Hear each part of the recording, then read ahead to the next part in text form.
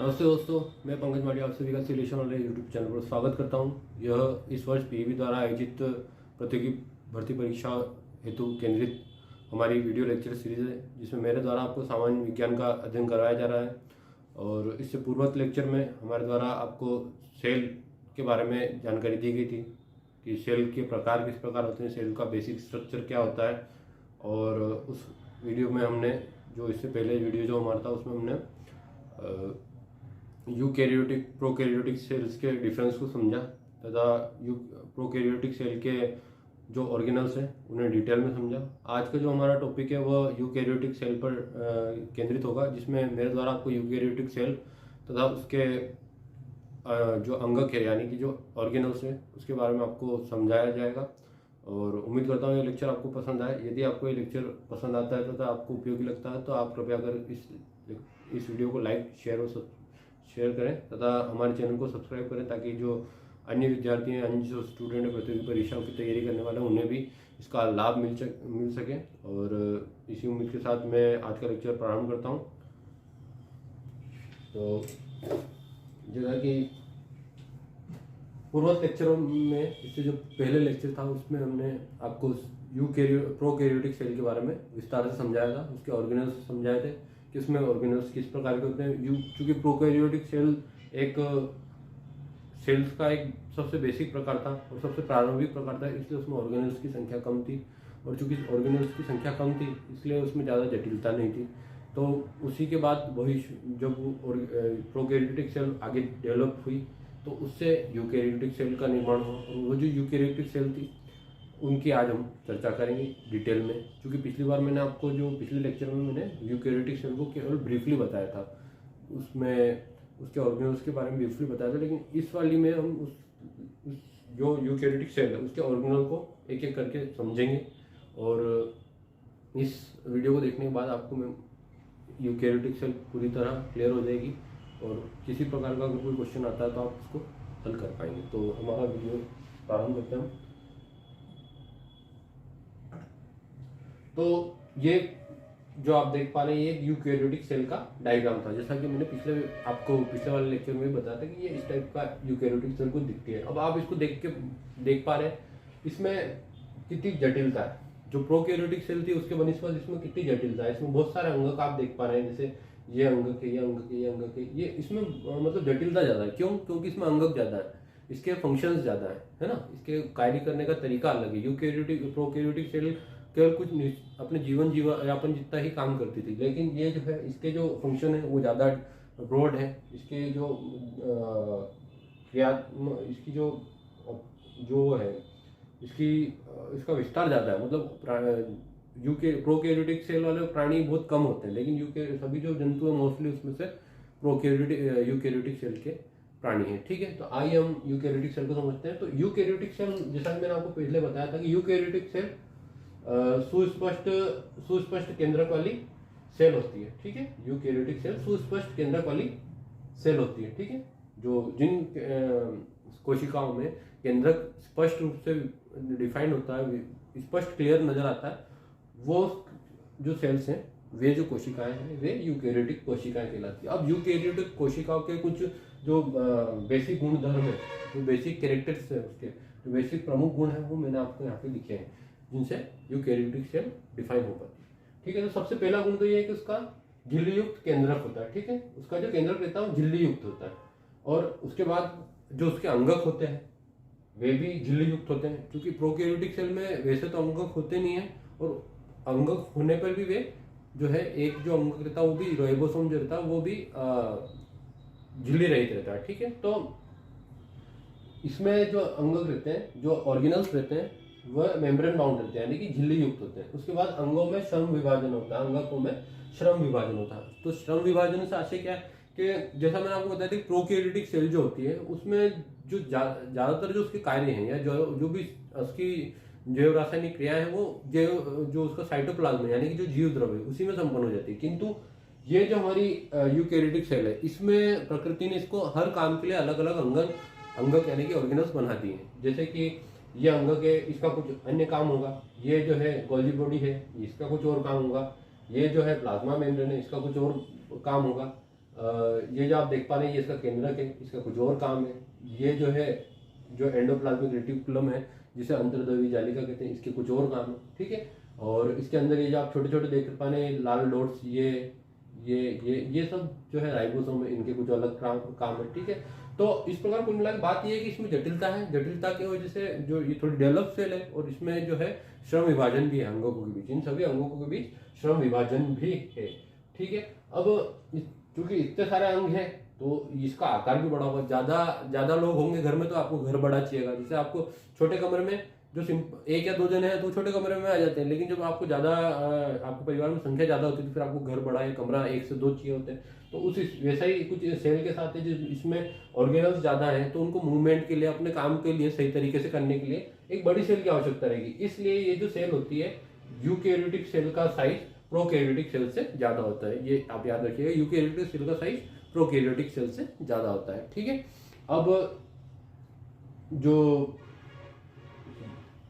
है ना, और उसके अलावा उसकी जब सेल्स में ऑर्गेनल ज्यादा होंगे तो उसमें जटिलता ज्यादा होगी।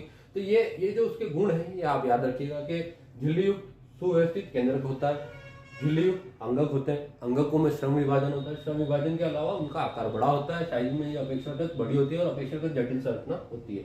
ये एक यूकैरियोटिक सेल का डायग्राम है जिसमें मैं आपको थोड़ा सा इनको एक्सप्लेन कर दूं यहाँ पे अंगों के नाम।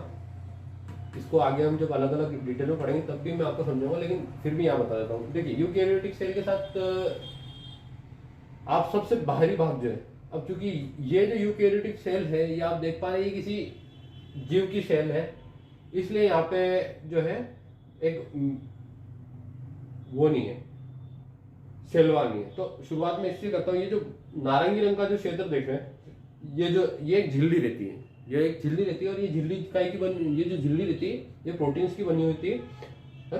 ये झिल्ली कुछ प्राणी जो सेल रहती है उसमें झिल्ली रहती है, और जो पौधे रहते हैं या जो शैवाल रहते हैं या जो कवक रहती है उनमें ये एक अन्य झिल्ली और रहती है। झिल्ली नहीं रहती, वो एक दीवार टाइप रहती है, कोशिकाओं का कठोर कोशिकाओं परत रहती है। और ये झिल्ली परत और कोशिका कठोर परत जो थोड़ी टाइट रहती है, मजबूत रहती है। और ये झिल्ली मतलब छोटी सी मेम्ब्रेन, पतली सी परत रहती है। ये पतली सी परत रहती है, वो कठोर और दृढ़ परत रहती है, ठीक है। तो ये जो है नारंगी क्षेत्र है, ये उसका प्लाज्मा मेम्ब्रेन, इसे कोशिका झिल्ली कहा जाता है। उसके अंदर आप जो देख पा रहे हैं ये जो गुलाबी रंग का क्षेत्र है, ये वाला क्षेत्र, ये उसका केंद्रक है, ठीक है। केंद्रक के अंदर ये न्यूक्लियोल्स है और न्यूक्लियोल्स को हम कहते हैं केंद्रक काय कहते हैं, ठीक है ना। उसके बाद आता है हमारा एक आता है आपका ये जो आप हरी रंग की संरचना देख रहे हैं ये क्या है, ये संरचना है इसकी अंतर्द्रव्यी जाली। ये आप इसको नाम याद रख रहे हैं यहाँ पे देखने के लिए, मैं जब इसको अलग से एक्सप्लेन करूंगा तब भी आपको बताऊंगा। ये अंतर्द्रव्यी जाली कहलाती है और ये इस केंद्रक से लगी हुई रहती है। उसके बाद ये जो आप देख पा रहे हैं ये जो एक टॉस की जैसी दिखने वाली जो संरचना है, ये जिस संरचना की बात कर रहा हूँ, ये जो संरचना है ये माइटोकॉन्ड्रिया है, ये ऊर्जा उत्पादन का काम करता है, ठीक है। उसके बाद ये जो संरचना है ये जो जिसपे मैंने आपको भी सर्कल किया है, अनुमान किया, इसे ये जो संरचना है ये गोल्जी बॉडी कहलाती है। और ये जो हल्का नीला रंग जो आप देख पा रहे हैं, ये नीला रंग, ये हल्का नीला रंग इसका जीव द्रव्य है, कोशिका का जीव द्रव्य है। उसके बाद ये जो छोटे छोटे डॉट्स आप देख पा रहे हैं इसमें, ये छोटे छोटे डॉट्स जो है इसके राइबोसोम से, राइबोसोम प्रोटीन निर्माण में सहायक होते हैं, ठीक है। और उसके बाद ये जो है ये वाला हिस्सा, ये जो गहरा नीला रंग का जिसमें मैंने मार्क किया है, उसमें अलग से मार्क कर देता हूँ, इसको मैं गुलाबी रंग से मार्क कर देता हूँ। ये जो गुलाबी रंग, जो मैंने पिंक गुलाबी रंग बनाया है, ये क्या है, ये सेल का लाइसोसोम है। लाइसोसोम सेल के लाइसोसोम जो है मृत सेल को साफ करने का काम करता है, मृत सेल तथा सेल के अंगों को, ठीक है। और ये जो आप देख पा रहे हैं इसके ऊपर ये जो इस हरे वाले जो ये हरी वाली जो संरचना देख रहे हैं इसके ऊपर आप डॉट है, ये भी राइबोसोम है, ठीक है। तो राइबोसोम कोशिका द्रव में भी होते हैं, राइबोसोम इसके अंदर भी होते हैं, क्या कहते हैं अपने अंतर्द्रव्यी जालिका में भी होते हैं। कुछ राइबोसोम जो है ये माइटोकॉन्ड्रिया पे भी उपलब्ध होते हैं, ठीक है। इतनी बात आई समझ में। अब ये जो छोटी छोटी नीली जो आप संरचना देख रहे हैं, ये जो संरचना है नीले रंग की जो यहाँ पे बनी हुई है, छोटी नीली जो संरचना है, ये वैक्यूल्स है, छोटी छोटी वैक्यूल्स है, छोटे छोटे पाउचेस रहते हैं जिनमें पानी या कोई अपशिष्ट पदार्थ, जो उनका जो अनावश्यक पदार्थ था वो उसमें संचित कर लिया जाता सेल के द्वारा। तो ये मैंने आपको थोड़ा सा एक ब्रीफ इंट्रोडक्शन के रूप में इसके जो पार्ट्स है उसको एक्सप्लेन किया। आगे डिटेल में हम और समझेंगे, आगे बढ़ते हैं। अब चूंकि यूकैरियोटिक सेल तो मैंने आपको बताया यूकैरियोटिक सेल है, और जो ज्यादातर जीव हैं वो यूकैरियोटिक सेल से बने हैं जो हम देख पाते हैं। सूक्ष्म जीवों की संख्या बहुत सारी है, और सूक्ष्म जीव यूकैरियोट भी हो सकते हैं, प्रोकैरियोट भी हो सकते हैं। जो बैक्टीरिया रहते हैं, बैक्टीरिया वर्ग जिसमें में बैक्टीरिया, पीपीएलओ और माइकोप्लाज्मा तथा जीबीए यानी ग्रीन ब्लू एल्गी यानी कि नील हरी शैवाल आते हैं, ये बैक्टीरिया वर्ग के हैं, और इनमें ये मोनेरा वर्ग के अंतर्गत आते हैं, तथा ये जो है केवल और केवल प्रोकैरियोटिक सेल होती है इनके पास। लेकिन उसके अलावा जो सूक्ष्म जीव रहते हैं, उसके अलावा जो भी जीव रहते हैं वे सभी यूकैरियोटिक सेल से बने होते हैं। यूकैरियोटिक सेल आपको मैंने समझा दिया यूकैरियोटिक सेल के जो कैरेक्टरिस्टिक है वो क्या होते हैं। तो आज हम जो प्रोटिस्टा वर्ग के जीव रहते हैं, अब यूकैरियोटिक सेल में कौन कौन से जीव आते हैं, यूकैरियोटिक युक्त कोशिका युक्त जीवों के नाम क्या है, किस प्रकार के जीव है, वो मैं आपको एक्सप्लेन कर देता हूँ, आपको समझने थोड़ा आसानी होगी उससे। प्रोटिस्टा वर्ग के जीव, जो देखिए जो अभी हालांकि किंगडम क्लासिफिकेशन अभी हमने समझाया नहीं है, फिर भी आपको एक इंट्रोडक्शन दे देता हूं कि ये चार जो आप देख पा रहे हैं, मतलब जो प्रकृति में जीव हैं, जो भी जीव है, चाहे सूक्ष्म जीव है, चाहे पौधे हैं, आप है, हम है, अन्य कोई जीव है, सभी जीवों को क्लासिफाई कर दिया गया वैज्ञानिकों द्वारा इन चार और एक पांचवी कैटेगरी जिसे मोनेरा कहा जाता है। मोनेरा में मैंने आपको बता दिया, मोनेरा में सारे बैक्टीरिया आ जाते हैं, मोनेरा में बैक्टीरिया आ जाते हैं, बैक्टीरिया, ठीक है। और बैक्टीरिया क्या है, प्रोकैरियोट है, बैक्टीरिया प्रोकैरियोट है, ठीक है। तो किंगडम क्लासिफिकेशन का थोड़ा सा इंट्रोडक्शन दे देता हूं ताकि आपको समझ आ जाएगा कि मोनेरा जो है बैक्टीरिया, और जो प्रकृति में जो भी जीव जंतु पाए जाते हैं उनको 5 वर्गों में वर्गीकृत किया गया है। मोनेरा, प्रोटिस्टा, फंगाई, प्लांटाई और एनिमिलिया, यही इन्हीं 5 वर्गों में जीव विभाजित है। जो भी जीव होगा वो इन 5 वर्गों में से किसी एक वर्ग का हिस्सा होगा, ठीक है।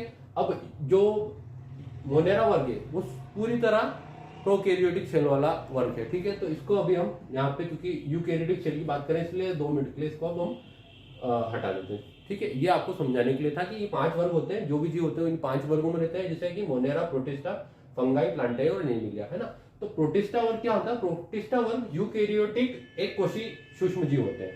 प्रोटिस्टा वर्ग में भी सूक्ष्म जीव आते हैं, लेकिन वो किस प्रकार के होते हैं, उनकी सेल जो रहती है वो उन कोशिकाओं, उनकी जो कोशिका रहती है वो यूकैरियोटिक कोशिका होती है, ठीक है। और उसके अलावा वो सूक्ष्म जीव होते हैं, सूक्ष्म जीव होने के साथ वो यूनिसेल्युलर होते हैं, यानी कि एक कोशी जीव होते हैं। जो एक कोशी यूकैरियोटिक सूक्ष्म जीव वो प्रोटिस्टा वर्ग के अंतर्गत है, समझिए आप। एक कोशीय यूकैरियोटिक सूक्ष्म जीव यानी कि एक कोशी, जिसकी एक कोशिका हो, यूकैरियोटिक सेल हो और सूक्ष्म हो, वो प्रोटिस्टा वर्ग के अंतर्गत आते हैं। इसमें कौन कौन से आते हैं, अमीबा, पैरामीशियम, यूग्लिना, ये सब जो है एक कोशी तथा यूकैरियोटिक सेल्स के उदाहरण है, ठीक है।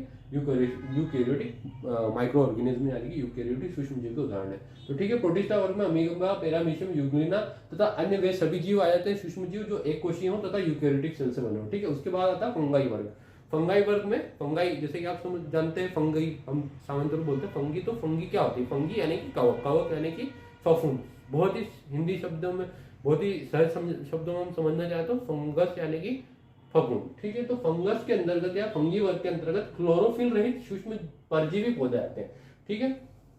क्लोरोफिल रहित सूक्ष्म परजीवी मतलब फंगस भी एक प्रकार का पौधा है, लेकिन वो सूक्ष्म पौधा है तथा क्लोरोफिल रहित है, उसमें क्लोरोफिल नहीं होता। और उसका एक नेचर है कि वो हमेशा परजीवी होता है। मतलब फंगस चूंकि उनके पास क्लोरोफिल नहीं है तो खुद का भोजन उत्पन्न नहीं कर पा रहे, तो वो क्या अपघटक का काम करते हैं, है ना। अपघटक का काम करते हैं, पैरासाइटिक होते हैं नेचर पे। वो जो प्रकृति में जो भी पदार्थ सड़ा गला रहता है उस पर अपना कब्जा जमा लेते हैं, उससे अपना भोजन प्राप्त करते हैं। तो इसलिए वो परजीवी कहलाते हैं, जो खुद भोजन उत्पन्न नहीं कर पाते, किंतु जो है अन्य जीवों, अन्य अपशिष्ट पदार्थों या अन्य अपघटनीय पदार्थों से अपना भोजन प्राप्त करते हैं। इसलिए फंगाई वर्ग पौधे तो है, लेकिन वो सूक्ष्म पौधे हैं, परजीवी पौधे तथा क्लोरोफिल रहित है, ठीक है। तो फंगाई वर्ग के अंतर्गत वे पौधे आ जाएंगे जो सूक्ष्म परजीवी पौधे आ जाएंगे जो क्लोरोफिल रहित है, यानी कि यीस्ट और खमीर। आपने देखा हो कि जो केक बनता है या जो ब्रेड बनता है, तो ब्रेड बनने के लिए उसमें हम जो है खमीर डालते हैं। यीस्ट का एक पाउच आता है, यीस्ट को गर्म पानी में डाल के और शुगर वाले में डाल, नमक और शुगर वाले में डालते हैं आटे में, तो वो उसको जो आटे का जो हमारा जो डो कहते हैं, जैसे डो, उसे बहुत फ्लफी कर देता है, मतलब लचीला सा कर देता है। तो वो क्या होता है कि जब वो खमीर रहता है, वो फफूंद है, एक प्रकार की फफूंद से बनता है वो। जब फफूंद उस आटे के अंदर मौजूद पानी और गर्म पानी और उसकी शक्कर को खाता है, तो उससे वो कार्बन डाइऑक्साइड उत्पन्न करता है, और कार्बन डाइऑक्साइड उत्पन्न होने के स्वरूप वो जो आटा है वो फ्लफी यानी कि एरी हो जाता है, कार्बन डाइऑक्साइड उसके अंदर समा जाती है और वो थोड़ा मोटा सा हो जाता है। ठीक है, तो क्लोरोफिल रहित सूक्ष्म परजीवी पौधे जो है वो फंगाई कहलाते हैं। फंगाई के अंतर्गत खमीर आता है। खमीर यानी कि एक उसका एक उदाहरण है, ये उदाहरण के लिए मैंने आपको बताया। और इसके अंदर ये सभी जो है फंगाई भी यूकैरियोटिक सेल से बने होते हैं। उसके बाद आते हैं प्लांटाई वर्ग। तो प्लांटाई वर्ग क्या होता है? प्लांटाई वर्ग में पेड़ पौधे सभी आ जाते हैं। वे जो क्लोरोफिल युक्त होते हैं पेड़ या पौधे, वो सभी इसके अंतर्गत आ जाते हैं। इसके अंतर्गत शैवाल भी इसी के अंतर्गत आता है। ठीक है, कुछ लोग शैवाल को प्रोटिस्टा वर्ग में मान लेते हैं, पर शैवाल जो है चूंकि शैवाल की शैलवाल रहती है, इसलिए उसको हम यहाँ पे प्लांटाई वर्ग के अंदर डालते हैं। इसमें सभी पेड़ पौधे शैवाल आ जाते हैं। एनिमिलिया वर्ग, अब एनिमिलिया वर्ग यानी कि एनिमिलिया वर्ग के अंतर्गत सभी जीव आ जाते हैं। सभी जीव साथ है जो सूक्ष्म जीवों को छोड़ के एनिमिलिया वर्ग के अंतर्गत सभी बड़े जीव, स्तनपाई या उभयचर, जो भी मछली वगैरह, इस एवियन यानी पक्षी, मछली, सरीसृप और स्तनपाई या जो अपने उभयचर होते हैं, वे सभी इसमें आ जाते हैं। ठीक है, तो ये आप समझ गए कि प्रोटिस्टा वर्ग के अंतर्गत कौन आएंगे? अमीबा, पैरामीशियम, यूग्लिना जैसे कि एक कोशी सूक्ष्म जीव जो यूकैरियोटिक सेल से बने हो। उसके बाद फंगाई वर्ग के अंतर्गत वे आते हैं जो क्लोरोफिल रहित सूक्ष्म जीव यूकैरियोटिक सेल से बने हुए, जो परजीवी सूक्ष्म पौधे जो परजीवी नेचर के होते हैं। उसके बाद आते हैं प्लांटाई वर्ग, सभी क्लोरोफिल अर्थात क्लोरोफिल युक्त जो पौधे होते हैं वे सभी प्लांटाई वर्ग के अंतर्गत आ जाते हैं। उसके बाद आता है एनिमिलिया वर्ग। एनिमिलिया वर्ग में सभी बड़े जीव आ जाते हैं सूक्ष्म जीव को छोड़कर। ठीक, तो हम अब आगे बढ़ते हैं। ये चूंकि आपको समझ में आ गया कि यूकैरियोटिक सेल के अंतर्गत ये जीव यूकैरियोटिक सेल से बने होते हैं। ठीक है, अब इसको समझाने का ऐसे कि यदि आपसे कोई परीक्षा में इस प्रकार का प्रश्न आ जाएगा, इसमें से आप विकल्प छाटेंगे कौन सा जो है यूकैरियोटिक जीव है, तो आपको बैक्टीरिया को छोड़ के बाकी सभी जीव यूकैरियोटिक है। ठीक है, अगर बैक्टीरिया यानी कि बैक्टीरिया की 4 कैटेगरी मैंने आपको बता दी, पीपीएलओ, बैक्टीरिया इटसेल्फ और माइकोप्लाज्मा तथा जीबीए, ये बैक्टीरिया के अंतर्गत आते हैं। बाकी सभी जीव यूकैरियोटिक सेल के उदाहरण है। यूकैरियोटिक सेल के अंतर्गत आप समझ गए है ना, प्रोटिस्टा, फंगाई, प्लांटाई और एनिमिलिया। ठीक है, अब आगे बढ़ते हैं। यूकैरियोटिक सेल के प्रमुख अंग क्या होते हैं? तो यूकैरियोटिक सेल के अंग पे हम अब आज हमारी चर्चा करेंगे। हमारा जो ये होगा वीडियो होगा, ये पूरी तरह यूकैरियोटिक सेल के अंग यानी कि ऑर्गेनल्स पे बेस्ड होगा। So organelles of a eukaryotic cell, of a eukaryotic cell, और यूकैरियोटिक कोशिका के प्रमुख अंग। ठीक है, तो अब हम चलते हैं। सबसे पहला अंग जो आता है कोशिका भित्ति। कोशिका भित्ति सेल, जिसे अंग्रेजी में सेल वॉल कहा जाता है। ठीक है, कोशिका भित्ति अर्थात अंग्रेजी में सेल वॉल। अब जो सेल वॉल होती है वो सेल वॉल क्या होती है? कोशिका, जो कोई कोशिका रहती है, जैसे मान लीजिए ये कोशिका है। ठीक है, तो ये कोशिका के अंतर्गत मैं आपको बताता हूँ कि इस टाइप की लेयर्स रहती है। ये नीली है, इस नीली के बाहर आप ये मान लीजिए कि ये जो पीला वाला हिस्सा है ये इसका कोशिका झिल्ली है, और इस कोशिका झिल्ली के बाद आती है हमारी आपकी ये आती है, ये जो गुलाबी रंग की संरचना आप देख रहे हैं ये ठोस रहती है। ठीक है, ये ठोस और मोटी परत रहती है। ये क्या कहलाती है? Cell wall. सेल वॉल क्यों कहते हैं? क्योंकि मोटी रहती है, ठोस रहती है। दीवार का क्या काम रहता है? दीवार घर को बचाती है ना। दीवार, जैसे आपने जेलों को देखा होगा, जेल में कितनी मोटी मोटी दीवारें होती हैं। तो वो जो मोटी मोटी दीवारें क्यों रहती है? ताकि कोई जीव बाहर से अंदर ना जाए और कोई जीव अंदर से बाहर ना चला जाए। ठीक है, कोई भी कैदी जो है बाहर से अंदर, तो सेल की जो सेल वॉल रहती है उसका भी काम कुछ इसी प्रकार होता है ना। सेल की जो सेल वॉल रहती है उसका भी काम कुछ इसी प्रकार होता है। ठीक है, ये इस टाइप की रहती है। अंदर की तरफ इसके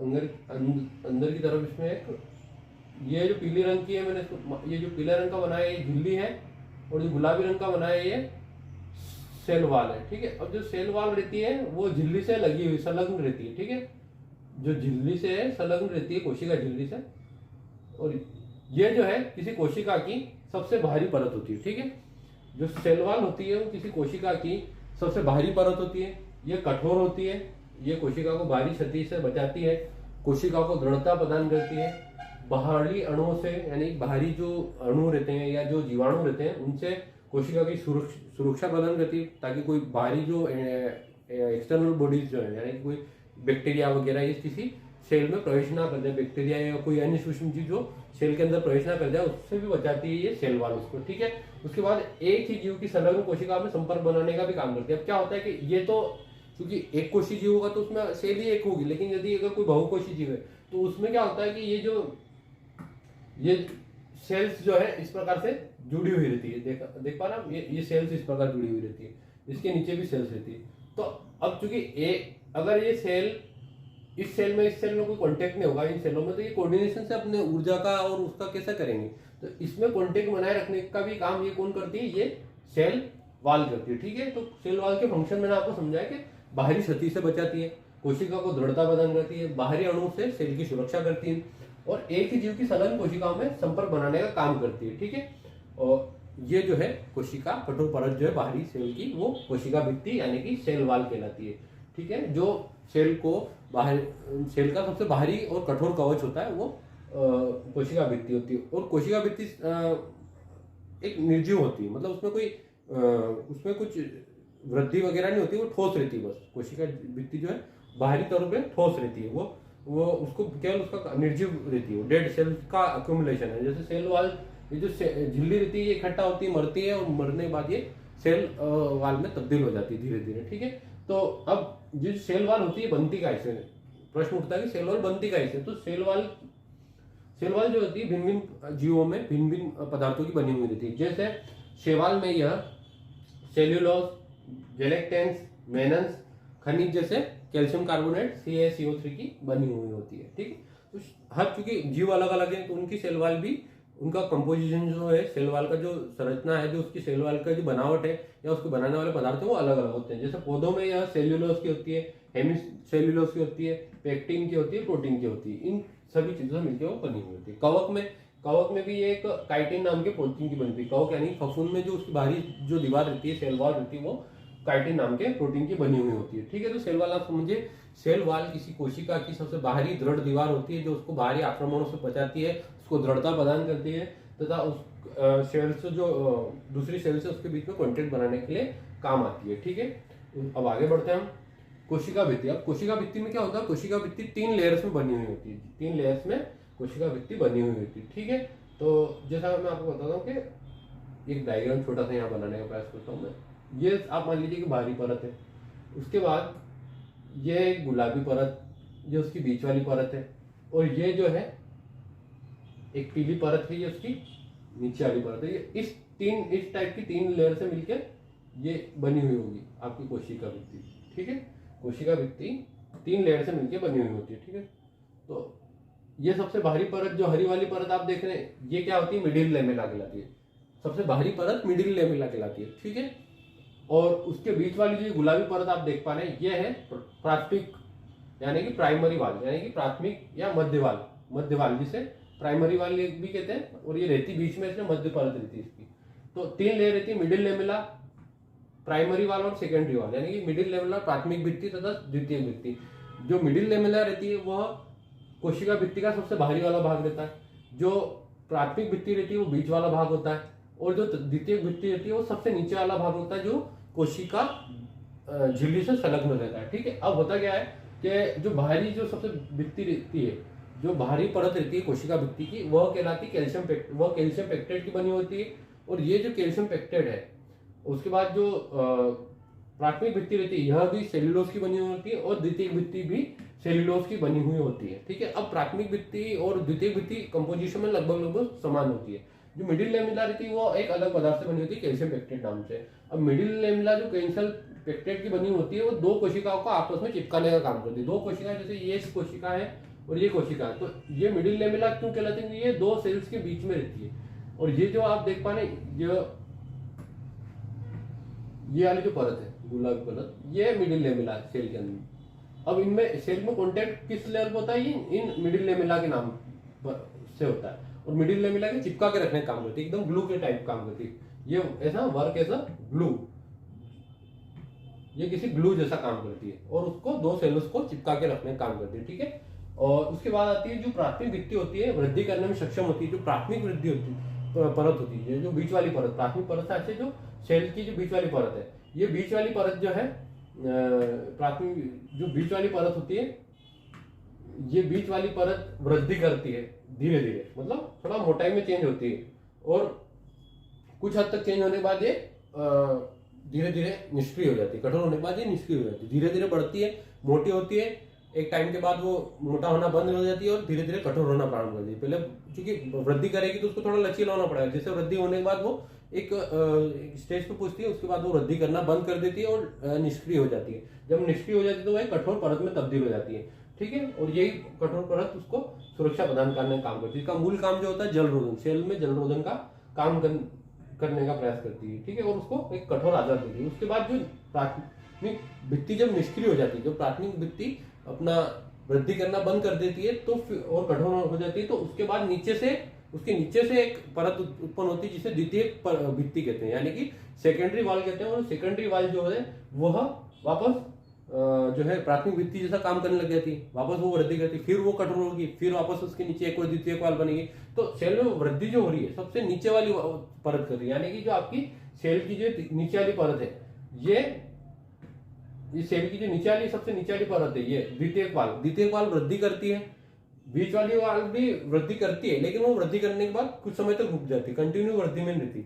और वो जो सेकेंडरी वाल रहती है वही बाद में कठोर होने पर प्राथमिक वाल में परिवर्तित हो जाती है ना, बाद में वृद्धि करके वो प्राथमिक वाल में परिवर्तित हो जाती है और कठोर हो जाती है। ऐसी ये क्रम चलता रहता है। पहले नीचे से ये जो पीली वाली जो हमारी ये वाल है इसमें तब्दील होती है और उसके बाद फिर ये कठोर हो जाती है, फिर वापस इसके नीचे एक और सेकेंडरी वाल उत्पन्न होती है, वह थोड़ी देर तक वृद्धि करती है, फिर कठोर होती है, फिर वो इसके साथ संलग्न हो जाती है। ऐसे ये क्रम चलता रहता है और सेल जो है हमेशा अपनी कठोरता को बनाए हुए रखता है। ऊपर की परत धीरे धीरे उसका क्षय होता रहता प्रकृति में और नीचे की परत उसको इकट्ठा करती जाती है। तो आपने समझा कि जो कोशिका भित्ति होती है, सेल वाल होती है, ये 3 लेयर्स में मिलकर बनी हुई होती है। क्योंकि अगर सिंगल एक ही लेयर होती है और वृद्धि नहीं कर रही होती तो प्रकृति में रगड़ घसने के बाद वो खत्म हो जाती है और सेल को नुकसान होता है। इसलिए प्रकृति ने ऐसी व्यवस्था करी कि वो सेल जो है अपने आप को रिपेयर करती रहे। जैसे ऊपर का एक लेयर चिपका के रखती है, अंदर की वाल जो है वृद्धि करती है, कठोर होती है, उसकी जगह नीचे से एक और वाल द्वितीय वाल आती है। तो इसी प्रकार ये क्रम चलता रहता है और वो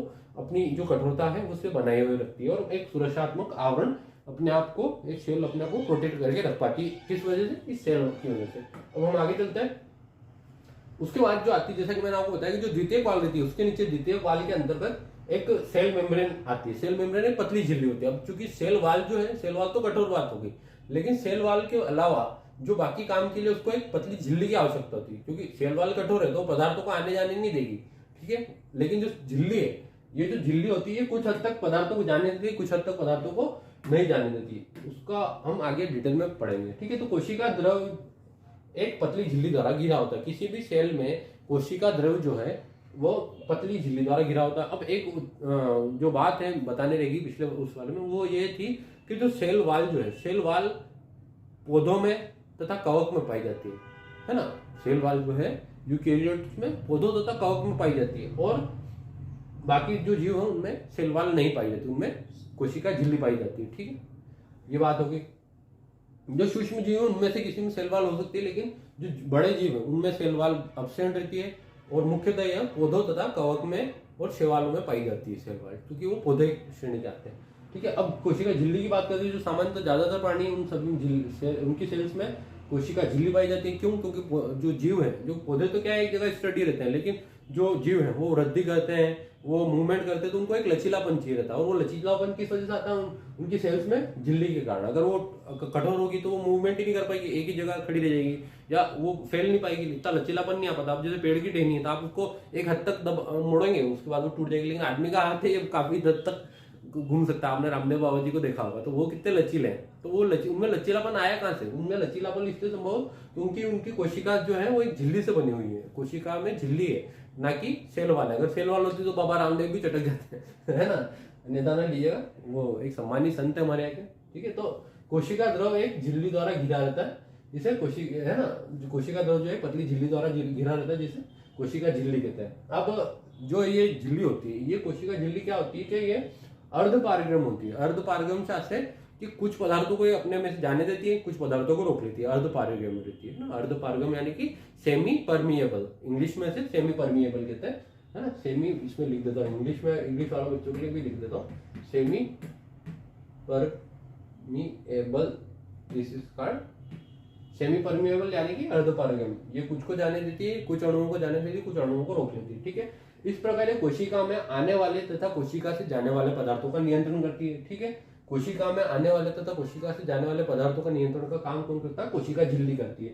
क्यों? क्योंकि सेमी परिमल, ये अपन उसको कुछ को रोक सकती है, कुछ को नहीं रोक सकती, मतलब कुछ को रोकती नहीं है, ये उसका एक नेचर रहता है, ये मतलब उसके पास ये अथॉरिटी रहती है, सेल प्रकृति ने उसको अथॉरिटी दी हुई होती है कि वो कुछ को रोक देती है, कुछ को जाने देती है, उसके अंदर ऐसा कुछ मैकेनिज्म रहता है, ठीक है। मैकेनिज्म अब होता क्या है कि जो कोशिका झिल्ली थी, ये कोशिका झिल्ली क्योंकि बहुत पतली रहती है, झिल्ली यानी आप समझ रहे हैं झिल्ली पतली होती है, ठीक है। झिल्ली एक बहुत पतली परत होती है, तो ये जो पतली परत होती है, ये पतली परत को हम केवल सूक्ष्मदर्शी यानी कि इलेक्ट्रॉन सूक्ष्मदर्शी से ही देख सकते हैं, ठीक है। जो कोशिका झिल्ली का हम जो अध्ययन कर पाए वो एक इलेक्ट्रॉन सूक्ष्मदर्शी के विकसित होने के बाद ही हो पाया, ठीक है। तो है ना, तो इसकी विस्तृत संरचना कब हम जान पाए? सेल मेम्ब्रेन का जो डिटेल है, डिटेल अध्ययन कब संभव हो पाया? जब इलेक्ट्रॉन सूक्ष्मदर्शी विकसित हो गए। मेरी बात पे गौर फरमाइएगा, इलेक्ट्रॉन सूक्ष्मदर्शी भी विकसित हो गए। पहले तो एक एमेचर फेज में थे वो, तो जब शुरुआती जो इलेक्ट्रॉन सूक्ष्मदर्शी वो भी से इसका पता नहीं लगा पाया कि सेल के अंतर्गत इस प्रकार की कोई चीज झिल्ली होती है। लेकिन जब इलेक्ट्रॉन सूक्ष्मदर्शी विकसित हुए तो 1950 के बाद के जो सूक्ष्मदर्शी थे उनसे इसका अध्ययन संभव हो पाया। और उसके बाद क्या हुआ कि सन 1972 में सिंगर तथा निकोलसन नाम के दो वैज्ञानिक थे। उन्होंने तंत्रिका की जो है ना, तंत्रिका जो कोशिका थी उस पर अध्ययन प्रारंभ किया, ठीक है। और उन्होंने जो अध्ययन प्रारंभ किया तो उससे उन्होंने क्या किया कि वो जो विकसित सूक्ष्मदर्शी की सहायता से किसी सेल को देखा, और उन्होंने देखा कि सेल के अंतर्गत जो है, उन्होंने अध्ययन किया तो उन्होंने पाया कि यार सेल के अंदर जो है, सेल जो है किसी जीव की जो सेल है वो एक पतली झिल्ली द्वारा बनी हुई है, घिरी हुई रहती है। उसका जो कोशिका द्रव रहता है वो किसी पतली झिल्ली का द्वारा घिरा हुआ रहता है। और उसका जो है उन्होंने अध्ययन किया, अध्ययन करने के बाद उन्होंने एक मॉडल प्रस्तुत किया जिसे फ्लूइड मोज़ेक मॉडल कहते हैं। फ्लूइड मोज़ेक मॉडल यानी कि हिंदी में भी इसे फ्लूइड मोज़ेक मॉडल ही कहा जाएगा, ठीक है। तो जो उन्होंने मॉडल प्रतिपादित किया, उसका एक डिजाइन प्रतिपादित किया, उसे फ्लूइड मोज़ेक मॉडल कहा गया। उस फ्लूइड मोज़ेक मॉडल के आधार अनुसार क्या होता है कि जो हमारी जो कोशिका झिल्ली होती है, जो कोशिका झिल्ली होती है वह अर्ध तरल प्रकृति की होती है। अर्ध तरल प्रकृति की इससे आशय क्या होता है कि वो एक सेमी लिक्विड होती है, मतलब कुछ हद तक एक तरल की भांति काम करती है, यानी कि आधी तरल होती है आधी ठोस होती है, ठीक है। एक बात समझ लीजिए, जैसे आपने जैसे कोई प्लास्टिक पेंट देखा होगा, प्लास्टिक पेंट यूं हमें लगता है कि लिक्विड रहता है, लेकिन जब आप उसको हिलाते हैं तो कुछ हद तक वो थोड़ा ठोस भी रहता है, थोड़ा सा गाढ़ा, बहुत ज्यादा गाढ़ा रहता है प्लास्टिक पेंट। जब आप किसी पेंट के डब्बे को देखते हो तो आप उस पर थोड़ा मुक्का मारोगे तो थोड़ा सा एक आपको ऐसा लगेगा जैसे आप किसी ठोस चीज पे मुक्का मारते हैं, लेकिन जब आप धीरे से उसमें उतारते हो तो वो धीरे से उतर जाता है मुक्का उसमें। तो उसका कारण क्या रहता है कि वो कुछ हद तक सेमी परमिएबल, सेमी सॉलिड रहती है, यानी कुछ आधी तरल रहती है आधी ठोस रहती है। वैसा ही कुछ जो प्रकृति रहती है वो इस सेल मेम्ब्रेन की भी होती है। ये जो सेल मेम्ब्रेन होती है यह अर्ध तरल प्रकृति की होती है, ठीक है, सेमी लिक्विड टाइप होती है। अब ये जो हमारी झिल्ली होती है ये क्या होती है? दो परतों से मिलकर बनी होती है। इसमें दो परत रहती है, ठीक है, इस प्रकार की। इन दो परतों में और बहुत सारे वो रहते हैं, लेकिन अभी मैं आपको बताता हूँ। ये जो दो परत है हमारी, ये क्या है? लिपिड के अणुओं से मिलकर बनी हुई थी। ये इस प्रकार के लिपिड के अणु रहते हैं, जो गोल गोल में बना रहा हूँ आपके लिए, ये लिपिड के अणु है, ठीक है। ये बाई लेयर है, ये लिपिड बाई लेयर की बनी होती है। लिपिड बाई लेयर से दो परत, बाई लेयर यानी कि दो परत, और लिपिड बाई लेयर यानी लिपिड की दो परत। ये ऊपर की एक परत होगी, नीचे की एक परत होगी, है ना। तो ये झिल्ली तो ऐसे दो परत में विभाजित होती है, ऐसे ऐसे साइड बाय साइड ऐसे दो पैरेलल परत रहती है, पहली परत है दूसरी परत, ठीक है। और इसमें जो अब इस लिपिड बाई लेयर के साथ क्या सीन रहता है कि किसी कमल के पुष्प के ऊपर या कमल के पत्ते के ऊपर आप पानी डालेंगे तो क्या एक मोम जैसी परत रहती है, वो मोम की जो परत रहती है वो भी जल भीरू रहती है, वो जल को उसके ऊपर टिकने नहीं देती, वो उसको वापस रिपेल कर देती है। वैसे ही ये अंदर की परत भी ऐसी रहती है। जो उसके अंदर का जीव द्रव रहता है उसको वापस रिपेल कर देती है और वापस सेल के अंदर ही रखती है, ताकि जो उसका जीव द्रव है वो बढ़ नहीं जाए। तो जो लिपिड की बाइलेयर होती है उसमें जल भीरू सतह जो है अंदर की ओर रहती है, ये जल भीरू सतह उसकी अंदर की ओर है, ये उस लिपिड बाइलेयर की। और जो जल जो द्रव स्नेही सतह है ये बाहर की ओर है ना।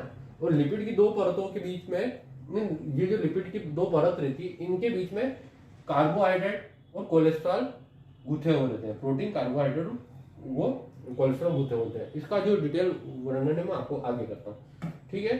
तो जो सिंगर और निकोलसन ने जो मॉडल प्रतिपादित किया जिसे फ्लूइड मोज़ेक मॉडल कहते हैं, उसके आधार पर उन्होंने इस प्रकार की संरचना उसको एक्सप्लेन किया कि कोशिका झिल्ली जो है इस प्रकार की संरचना से बनी हुई होती है। अब ये जो आप देख पा रहे हैं, एक लेयर ये है और एक लेयर ये ऊपर वाली है, ठीक है। ये जो गुलाबी रंग से मार्क करी मैंने, ये दो लेयर है लिपिड। ये लिपिड की बनी हुई है। लिपिड एक पदार्थ होता है, ठीक है। तो लिपिड की वसा टाइप चीज रहती है, ये इससे बनी हुई थी, वसा से, ठीक है। समझिए आप। तो ये जो लिपिड की एक लेयर होगी, ये लिपिड की नीचे वाली लेयर होगी। इसमें क्या उन्होंने बताया कि एक सेमी सॉलिड की भांति व्यवहार करती है। सेमी सॉलिड यानी अर्ध तरल की भांति, यानी सेमी लिक्विड की भांति काम करती है। मतलब इसका ज्यादा हिस्सा ठोस रहता है पर कुछ हद तक की लिक्विड जैसी रहती है। उसके अब मैंने बताया कि आपको कि इसके अंदर जो प्रोटीन्स रहते हैं, ये प्रोटीन्स है। ये जो गोल गोल आप बैंगन के आकार के या भट्टे के आकार की चीज देख रहे हैं, ये प्रोटीन्स है, ठीक है। ये जो प्रोटीन्स है ये इसमें गुथे हुए रहते हैं इस लिपिड बाइलेयर के अंदर। इस प्रोटीन के अलावा क्या रहता है इसमें? प्रोटीन के अलावा रहता है इसमें ये कोलेस्ट्रॉल। ये जो पीली पीली संरचना आप देख पा रहे हैं, जो मैं पीला पीला मार्क कर रहा हूँ, ये कोलेस्ट्रॉल है। ये भी इस लिपिड की बाइलेयर में धसे हुए रहते हैं, ठीक है। और इसके अलावा क्या होता है? इसके अलावा इसमें होता है इसके अलावा इसमें होता है ये जो गुलाबी आप देख पा रहे हैं, जो मैंने मार्क किया है गुलाबी रंग का, ये प्रोटीन है, ठीक है। ये भी प्रोटीन है। और इस प्रोटीन के ऊपर ये जो आप ये देख पा रहे हैं, ये जो डंडी है जैसी दिख रही है पीली पीली, ये प्रोटीन के ऊपर लगी हुई शुगर है, यानी कि कार्बोहाइड्रेट का एक प्रकार है, ठीक है। तो मैंने आपको बताया था कि जो हमारा जो ये फ्लूइड मोज़ेक मॉडल है, इसमें जो लिपिड की बाई लेयर रहती है, एक लेयर ऊपर वाली होगी, एक लेयर नीचे वाली होगी। इस नीचे वाली लेयर के अंतर्गत क्या होते हैं? ये लेयर लिपिड तो ये हो गए, ये प्रोटीन, ये कार्बोहाइड्रेट और ये कोलेस्ट्रॉल। लिपिड, कार्बोहाइड्रेट, कोलेस्ट्रॉल और प्रोटीन से मिलकर ये बनी हुई होती है, ठीक है। समझ में आ गया बात को? कि अगर आप पूछा जाए कि ये लिपिड की जो बाई लेयर रहती है, ये बाई लेयर किससे बनी हुई होती है, तो ये लिपिड की बाई लेयर जो है लिपिड से तो बनी हुई रहती है। उसके अंतर्गत प्रोटीन, कार्बोहाइड्रेट, कोलेस्ट्रॉल तथा शुगर, मतलब कार्बोहाइड्रेट शुगर उसका प्रकार है, तो इन चीजों से मिलकर बनी हुई रहती है। और कोलेस्ट्रॉल से मिलकर कोलेस्ट्रॉल भी रहता है। तो समझ में आ गया आपको? ये बात इतनी क्लियर हो गई। कोशिका झिल्ली का जो डिजाइन है वो फ्लूइड मोज़ेक मॉडल जो 1972 में सिंगर तथा निकोलसन द्वारा दिया गया था, और उसमें उन्होंने इस प्रकार की संरचना दी थी, जिसमें उन्होंने बताया था कि जो झिल्ली है ये एक अर्ध तरल यानी कि सेमी लिक्विड की भांति काम करती है, जिसमें ये जो प्रोटीन है और ये प्रोटीन से ये मूवमेंट करते रहते हैं, ये एक जगह स्थिर नहीं रहते हैं। ये प्रोटीन यहाँ पे है, कभी कभी मूव करके ये यहाँ पे आ जाएगा। तो मूवमेंट कब हो पाएगी? जब वो उसको तरल होगी तभी मूवमेंट हो पाएगी। तो इसलिए उन्होंने बोला कि जो मूवमेंट ये है, जो झिल्ली है, ये सेमी लिक्विड है, यानी कि अर्ध तरल प्रकृति की है, जिसमें प्रोटीन, कोलेस्ट्रॉल तथा कार्बोहाइड्रेट गुथे हुए रहते हैं, ठीक है। अब ये कोशिका झिल्ली के बारे में पूरी बात होगी। आगे चलते हैं। अब कोशिका झिल्ली के बाद क्या आता है? एक और हिस्सा आता है इसका, अंतःद्रवी जालिका। अंतःद्रवी जालिका, तो अंतर्द्रवी जालिका क्या होती है? केंद्रक जो रहता है हमारा, किसी सेल का जो केंद्रक होता है, किसी कोशिका का जो केंद्रक होता है, उसके आसपास कुछ जालीनुमा संरचना रहती है। जालीनुमा संरचना से घेरे हुए रहती है केंद्र के अंदर। जैसे ये केंद्रक है, इस केंद्र के आगे ऐसी जालीनुमा संरचना बनी हुई होती है, ठीक है। कोशिका झिल्ली में कोशिका को माइक्रोस्कोप से देखने पर उसकी चारों ओर ऐसी संरचनाएं दिखाई देती है। वे संरचनाएं क्या करती हैं? मैं बताता हूं आपको कि केंद्रक को घेरने वाली कक्षिकाओं तथा नलिकाओं का जाल होता है ये, है ना। क्या अंतःद्रवी जालिका क्या होती है? केंद्रक को घेरने वाली कक्षिकाओं तथा नलियों का जाल होता है। ये जो जालिका है, ये जो जाली जिसकी मैं बात कर रहा हूँ, ये सेक और ट्यूब्यूल्स का एक जाल रहता है, नेटवर्क रहता है। सेक्स और ट्यूब्यूल्स का एक नेटवर्क रहता है ना। सेक्स यानी कि सेक और ये ट्यूब्यूल्स, है ना। सेक्स और ट्यूब्यूल्स का, है ना, ट्यूब्यूल्स का। तो ये जो है सेक्स और ट्यूब्स का जाल होता है ना, ट्यूब्स का, सेक्स और ट्यूब्स का जाल होता है। सॉरी, इसको यूं कर दो, ट्यूब्स कर दो, समझने में आसानी होगी, है ना। ये जो अंतर्द्रव्य जालिका होती है ये सेक्स और ट्यूबल्स से बनी हुई होती है, और यह जो केंद्र के बाहर की वाली परत से जुड़ा रहता है, ठीक है।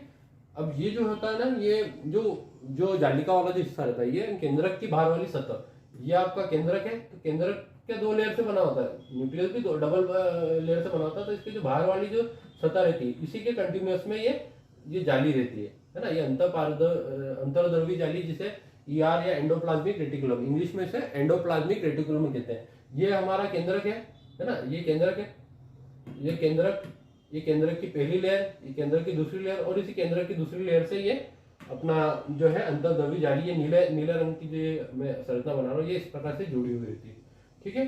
तो ये केंद्र की बाहरी वाली परत से जुड़ी रहती है, उसमें पदार्थ का आदान प्रदान करती है तथा प्रोटीन उत्पादन तथा लिपिड उत्पादन का श्रेय होता है। तो होता क्या है कि ये जो है केंद्रक से पदार्थ का आदान तथा प्रदान करता रहता है। केंद्रक से इसमें आता है, अंतर्द्रव्य जालिका में आता है, अंतर्द्रव्य जालिका से वो बाद में प्रोसेस होके कोशिका के अन्य भाग तक जाता है, और जो कोशिका से जो बाहर से जो पदार्थ आते हैं वो भी इसके थ्रू फिल्टर होके वापस केंद्रक तक पहुंचते हैं, ठीक है।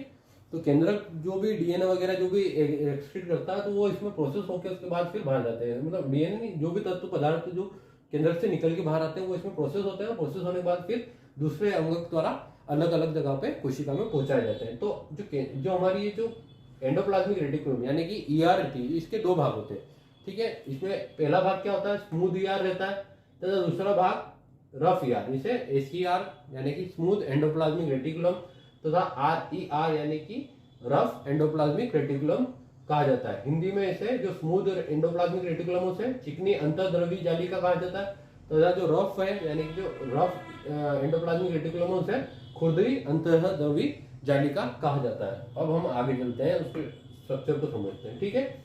ये जो आप देख पा रहे हैं, ये एक अंतर्द्रव्य जालिका का हमने डायग्राम निकाला है। इस डायग्राम में, इस अंतर्द्रव्य डायग्राम में ये वाला जो हिस्सा है, जो मैं मार्क कर रहा हूं आपको पिंक कलर से, ये जो है न्यूक्लियस है, ठीक है। ये जो हिस्सा है ये न्यूक्लियस है, और इस न्यूक्लियस के आसपास आप देख पा रहे हैं, इस न्यूक्लियस के आसपास ये जाल बिछा हुआ है ना। ये जाल है ना, इसको चारों तरफ से घेरे हुए रहता है, ऊपर नीचे आजू बाजू सब तरह से इस प्रकार की ये सेक्स, ये जो सेक्स यानी कि ये ऐसी चपटी तस्तरी जैसी संरचना है ना। चपटी तस्तरी जैसे जो खांचे हैं, खांचे को सेक्स कहा जाता है। तो ये है, ये इसको घेरे हुए रहते हैं। और आप कुछ आगे देख पा रहे हैं, ये जो है ये ट्यूब्स है, ये ट्यूब नुमा संरचना है, और ये खांचे नुमा संरचना है। तो ये खांचे नुमा संरचना जो है ये कहलाती है आपकी रफ ER यानी कि रफ एंडोप्लाज्मिक रेटिकुलम, और ये जो ट्यूब जैसी संरचना है ये SER यानी कि स्मूथ एंडोप्लाज्मिक रेटिकुलम कहलाती है। और ये दोनों संरचना मिलके एंडोप्लाज्मिक रेटिकुलम कहलाती है ना। इस एंडोप्लाज्मिक रेटिकुलम के 2 भाग है, एक स्मूथ और एक रफ, है ना। स्मूथ और रफ 2 भाग है। जो रफ वाला भाग है वो ये है। अब इसको रफ क्यों कहा जा रहा है? रफ इसलिए कहा जा रहा है क्योंकि आप देख पा रहे हैं इसमें ये डॉट डॉट डॉट डॉट जैसे आपको गुलाबी ये संरचना दिख रही होंगी, है ना। ये जो डॉट देख पा रहे हैं आप, ये डॉट्स जो है ना, ये डॉट्स क्या है, ये इस एंडोप्लाज्मिक रेटिकुलम पे लगे हुए हैं राइबोसोम। ये डॉट्स जो है राइबोसोम है, ठीक है।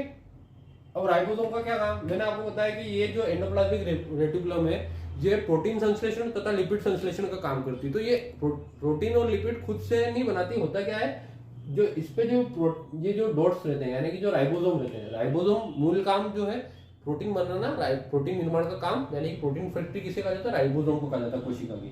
तो कोशिका की प्रोटीन फैक्ट्री राइबोसोम को कहा जाता है। तो राइबोसोम जो है इस शेक वाली जो हिस्सा है एंडोप्लाज्मिक रेटिकुलम का, जो ये तस्तरी नुमा हिस्सा, इन पे चिपके हुए रहते हैं, और इससे ये प्रोटीन उत्पादन करते हैं। इसलिए कहा जाता है कि जो प्रोटीन उत्पादन का जो क्षेत्र कौन सा होता है कोशिका में, एंडोप्लाज्मिक रेटिकुलम, सबसे ज्यादा प्रोटीन यहीं पे से डेवलप होता है, जो बाद में कोशिका के काम आता है। उसी प्रकार ये जो नलियां जो देख पा रहे हैं, ये बिल्कुल इन पे कोई राइबोसोम लगे होंगे, इसलिए इन्हें स्मूथ राइबोसोम कहा जाता है। जब इस पे जैसा ये राइबोसोम लगे होने की वजह से इनकी संरचना जो है दरदरी यानी कि रफ हो जाती है, इसलिए इसे रफ एंडोप्लाज्मिक रेटिकुलम कहलाते हैं। लेकिन जो ये ट्यूब्स है, ये ट्यूब नुमा जो संरचना है, इन ट्यूब नुमा संरचनाओं पे कोई राइबोसोम लगा नहीं होता, इसलिए ये स्मूथ एंडोप्लाज्मिक रेटिकुलम कहलाती है। तथा स्मूथ एंडोप्लाज्मिक रेटिकुलम का काम रहता है लिपिड, ये जो ट्यूब्स है ये लिपिड बनाती है, ठीक है, लिपिड प्रोडक्शन यहाँ पे होता है। और ये जो रफ है यहाँ पे प्रोटीन बनता है, ठीक है। स्मूथ वाली सतह से, एंडोप्लाज्मिक रेटिकुलम के स्मूथ वाले भाग से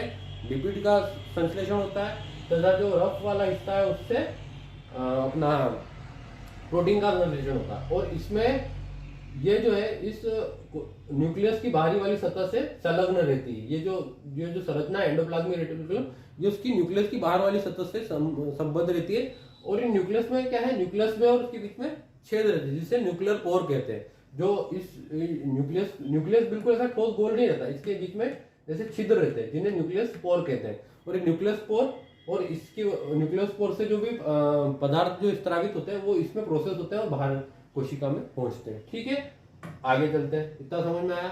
अंतर्द्रव्य जालिका यानी कि चिकनी अंतर्द्रव्य जालिका जिसे स्मूथ एंडोप्लाज्मिक रेटिकुलम कहते हैं, ये खोखले कोशों के रूप में उपस्थित रहती है तथा इसमें कोशिका के लिए आवश्यक लिपिड का उत्पादन होता है इस स्थान पे, यानी कि स्मूथ एंडोप्लाज्मिक रेटिकुलम यानी कि ट्यूब जैसी जो संरचना मैंने आपको बताई उनमें लिपिड्स का उत्पादन होता है। उसके बाद जो खुरदरी यानी कि रफ एंडोप्लाज्मिक रेटिकुलम आती है, यानी कि खुरदरी अंतर्द्रव्य जालिका, यहाँ पे ये चपटी प्लेटों के रूप में रहती है और चपटी प्लेटों के रूप में होती है और इनमें राइबोसोम लगे हुए होते हैं जिसके कारण ये खुरदरी रहती है। और खुरदरी राइबोसोम की उपस्थिति के कारण ये प्रोटीन संश्लेषण का काम करती है। अब बात आती है लाल रक्त कणिका की, ये एक एक्सेप्शन है। लाल रक्त कणिका में एंडोप्लाज्मिक रेटिकुलम नहीं पाई जाती। लाल रक्त कणिका है वो भी कोशिका है ना, आरबीसी, जिसे आरबीसी कहा जाता है, रेड ब्लड सेल। जो रेड ब्लड सेल होती है, जो रेड ब्लड सेल्स होती है इनमें ईआर उपस्थित नहीं होती, ठीक है। Red blood cells do not have endoplasmic reticulum. लाल रक्त कणिका में एंडोप्लाज्मिक रेटिकुलम नहीं पाई जाती, इसलिए इसमें प्रोटीन संश्लेषण नहीं होता है। आगे बढ़ते हैं हम अंतर्द्रव्यी जालिका का जो तंत्र है। अब अंतर्द्रव्यी जालिका के बाद हम आते हैं अंतर्जालिका तंत्र में। तो अंतर्जालिका तंत्र क्या होता है? अंतर्जालिका तंत्र क्या होता है, जैसे हमने अंतर्द्रव्यी जालिका तो समझ ली कि एंडोप्लाज्मिक रेटिकुलम क्या होती है। अब क्या होता है, कोशिका के अंतर्गत कुछ अंगक जो होते हैं वो इस अंतर्द्रव्यी जालिका के साथ कोऑर्डिनेशन में काम करते हैं। उनका काम इसके बिना नहीं चलता। उनका जो काम है वो एंडोप्लाज्मिक रेटिकुलम से संबंधित रहता है। तो ऐसे अंगक कोशिका के जिनका काम अंतर्द्रव्यी जालिका के साथ संबंध रखता है ना, वो उनके साथ समन्वय से ही अपना काम करती है। ऐसे अंगक जो है अंतर्जालिका तंत्र बनाते हैं मिलके। अंतर्द्रव्यी जालिका के साथ वे अंगक जो उसमें अंतर्द्रव्यी जालिका के साथ कोऑर्डिनेशन से काम करते हैं वे मिलके अंतर्जालिका तंत्र बनाते हैं, जिसे एंडोमेम्ब्रेन सिस्टम कहा जाता है। अंतर्जालिका तंत्र यानी कि एंडोमेम्ब्रेन सिस्टम। तो अंतर्द्रव्यी जालिका ईआर यानी कि अंतर्द्रव्यी जालिका यानी कि ईआर तथा कोशिका के अन्य अंगक जो अंतर्द्रव्यी जालिका के साथ सामंजस्य में काम करते हैं, कोशिका में जालिका से संबंध रखते हैं और है ना, जालिका तंत्र के वो मिलके एंडोमेम्ब्रेन सिस्टम यानी कि अंतर जालिका तंत्र का निर्माण करते हैं।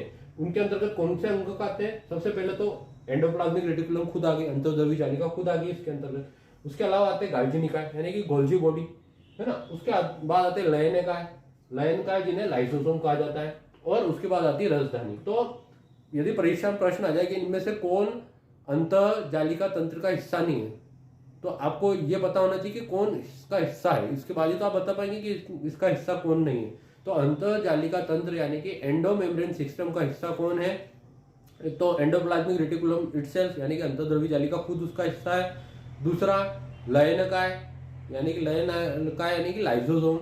लय निकाय के बाद आता है गोल्जी बॉडी और vacuoles. Golgi body, vacuoles, lysosome और एंडोप्लाज्मिक रेटिकुलम ये अंतर्द्रव्यी जाली यानी कि एंडोमेम्ब्रेन सिस्टम का हिस्सा है। ये आपको याद होना चाहिए, इसको है ना, इसको याद रखिएगा। आगे चलते हैं। तो अंतर्जालिका तंत्र के अंतर्गत सबसे पहला जो चीज आती है एंडोप्लाज्मिक रेटिकुलम यानी कि अंतर्जालिका तो मैंने अंतर्द्रव्य जालिका तो मैंने आपको समझा दिया। अब उसका जो अंतर जालिका तंत्र का जो पहला अंगक है वो हम समझ रहे गाल्जी बॉडीज। तो गाल्जी बॉडीज क्या है, सन 1898 में कैमिलो गाल्जी नामक एक इटालियन वैज्ञानिक थे।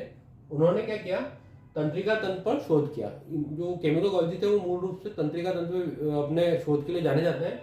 तो 1898 में उन्होंने कैमिलो गाल्जी ने, जो इटालियन एक साइंटिस्ट थे, उन्होंने तंत्रिका की कोशिका पे अध्ययन कर रहे थे। उस दौरान उन्होंने देखा कि जो केंद्रक है, केंद्रक के पास चपटे डिस्क के समान, यानी चपटी जो डिस्क रहती है उसके समान समानांतर समूह जैसी संरचना देखी। कैसी देखी, ये चपटी डिस्क है, ऐसी समानांतर डिस्कों का एक समूह देखा उन्होंने। इसके पास, ये अपने केंद्रक के पास, इस केंद्रक है आपका कोशिका का, इसके पास उन्होंने देखा कि इस टाइप की संरचना है, ये चपटी तस्तरी नुमा समानांतर संरचनाएं हैं, है ना। तो ये उन्होंने देखा कि उन्होंने खोज की कि इस प्रकार की संरचना होती है, जो बाद में उन्हीं के नाम पे गाल्जी निकाय या गाल्जी बॉडी कही गई। इसे गोल्जी बॉडी कहा गया, है ना। इसे गोल्जी बॉडी किसके नाम पे कहा गया, कैमिलो गोल्जी के नाम पे। अब कैमिलो गोल्जी के नाम पे इसे कहा गया। तो कैमिलो गोल्जी के बारे में एक विशेष और याद रखने की बात बताता हूँ कि 1906 में कैमिलो गोल्जी को एक अन्य रशियन साइंटिस्ट के साथ मिल संयुक्त रूप से नोबेल प्राइज दिया गया था तंत्रिका पे शोध के लिए, ठीक है। कैमिलो गाल्जी को 1906 में एक रशियन साइंटिस्ट के साथ संयुक्त रूप से नोबेल प्राइज मिला था 1906 का, ठीक है, तंत्रिका विषय पर शोध के लिए, ठीक है।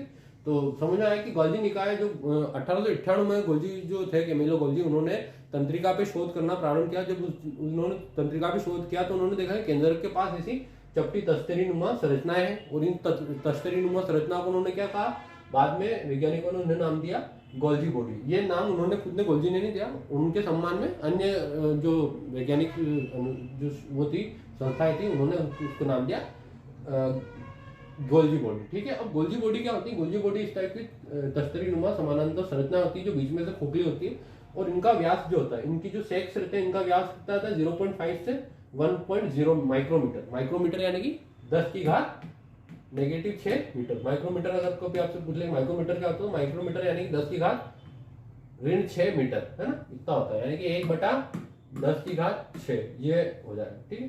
तो इसका व्यास जो है, इन सेक्स का जो व्यास है, इसका जो ये जो तश्तरियां हैं, इन तश्तरियों का व्यास कितना है, 0.5 माइक्रोमीटर से लेके 1.0 माइक्रोमीटर तक हो सकता है।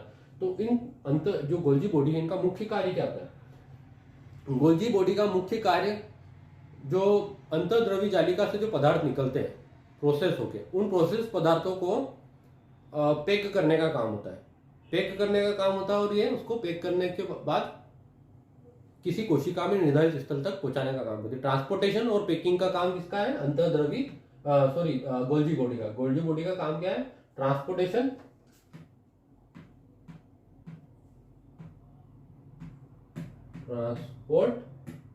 ट्रांसपोर्टेशन और प्लस पैकिंग। ट्रांसपोर्टेशन और पैकिंग का काम किसका है, जो अंतर्द्रव्य जालिका से जो पदार्थ स्रावित होते हैं, यह चूंकि ये जो गाल्जी बॉडी रहता है, यह किसी कोशिका में केंद्रक के पास, लेकिन केंद्रक तो चूंकि अंदर रहता है, केंद्रक के बाहर क्या होती है, अंतर्द्रव्य जालिका होती है। तो ये उस अंतर्द्रव्य जालिका के संलग्न रहता है, संलग्न मतलब उसके पास में रहता है, और अंतर्द्रव्य जालिका से जो भी पदार्थ निकलते हैं उसको अपने अंदर समाहित करता है। समाहित करने के बाद उसको प्रोसेस करता है। प्रोसेस कैसे करता है, उसको पैक कर देता है, और पैक करने के बाद उसको कोशिका में जहां पे उसकी आवश्यकता होती है वहां पे उसको ट्रांसपोर्ट करके आ जाता है। भाई कि ये कोशिका में गया, यहाँ से उठाया सामान, आपने जैसे फ्लिपकार्ट से कोई चीज ऑर्डर किया, किसी भी जो है ऑनलाइन शॉपिंग साइट से कोई चीज ऑर्डर की, तो वो आपने ऑर्डर प्लेस किया कि यार मुझे इस चीज की आवश्यकता है, तो कंपनी ने अपना ऑर्डर डिस्पैच किया किसको, किसी कुरियर सर्विस को। कुरियर सर्विस ने वो जो भी सामान था उसे उठाया और आपके एड्रेस पे पहुंचा दिया, जो आपकी जरूरत थी वो पूरी होगी। इसी प्रकार जो कोशिका को जरूरत रहती है, कोशिका को जरूरत होती है, तो कोशिका जो केंद्रक उसको सूचना देता है गोल्जी बॉडी को। और गोल्जी बॉडी क्या करती है, जो अंतर्द्रव्य जालिका से जो प्रोटीन निकलता है या जो भी पदार्थ निकलता है उसको उठाती है, पैक करती है, उसको जिस अंग को आवश्यकता रहती है वहां जाके उसको पहुंचा देती है। तो इसका काम ट्रांसपोर्टेशन और पैकिंग का। पैकिंग क्यों करती है, क्योंकि अंतर्द्रव्य जालिका में उसको कहीं वो जो मटेरियल है वो डिस्टर्ब नहीं हो जाए, इसलिए उसको पैक करके वो व्यवस्थित जगह पे पहुंचा देती है। आप सामान क्यों पैक करके लेते हैं, क्योंकि वो कहीं डिस्टर्ब नहीं हो जाए। दूध लेते हैं तो हम दूध थैली में लेते हैं, क्यों, क्योंकि वो डिस्टर्ब नहीं हो जाए, कहीं गिर जाए तो फूट जाएगा, तपेले में रह जाते हैं, तो वो कारण है वैसे।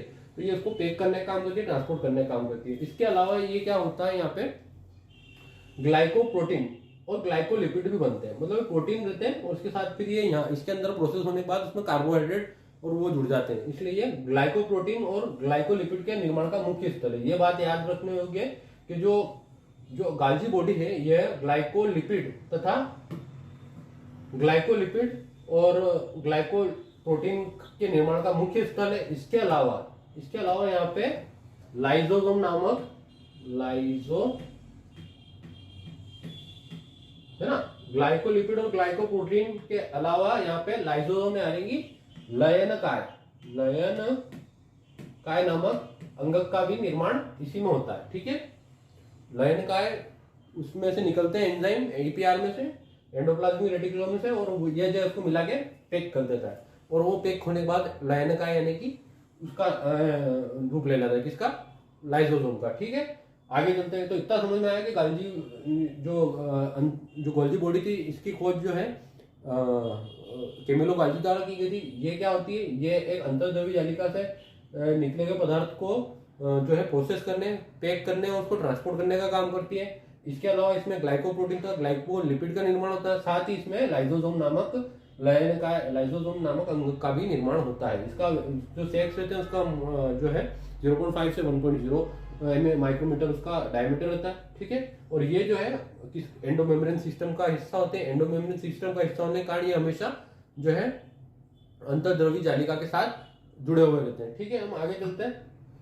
अंतर्द्रव्य जालिका के बाद जो है गाल्जी निकाल दिखते किस प्रकार, तो ये गाल्जी बॉडीज का एक डायग्राम है। ठीक है, गाल्जी बॉडी आप देख पा रहे हैं, जो ये इस टाइप का है ना, ये गाल्जी बॉडी है। इसमें ये जो समानांतर डिस्क है, ये एक डिस्क, दो डिस्क, तीन डिस्क, तो ये समानांतर डिस्क, और ये जो नीला वाला हिस्सा आप देख पा रहे हैं, ये नीला वाला हिस्सा क्या है, ये एंडोप्लाज्मिक रेटिकुलम है। तो मैंने आपको बताया कि ये क्या करती है कि एंडोप्लाज्मिक रेटिकुलम के पास में ही रहती है। ठीक है, क्यों, क्योंकि एंडोप्लाज्मिक रेटिकुलम से पदार्थ स्त्रावित होते हैं। जो पदार्थ एंडोप्लाज्मिक रेटिकुलम से स्त्रावित होते हैं, क्योंकि इसके दो हिस्से होते हैं, किसके, गोल्जी बॉडीज के।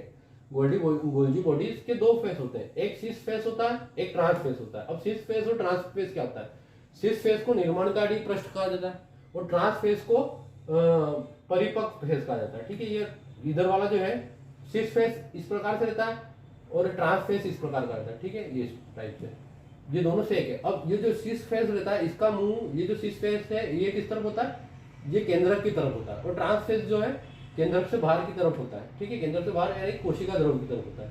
होता क्या है, जब एंडोप्लाज्मिक जो रेटिकुलम से जो पदार्थ स्त्रावित होता है तो इसके सिस फेज में से एंटर करता है। सिस फेज में से एंटर करने के बाद इस जालिका में घूमता प्रोसेस होता है और वह इस ट्रांस फेज में से बाहर निकल जाता है। ठीक है, तो सिस फेज इस टाइप से, ट्रांस फेज इस टाइप से, इधर से पदार्थ एंटर हुआ, अंदर प्रोसेस हुआ और ये बाहर निकल गया, है ना।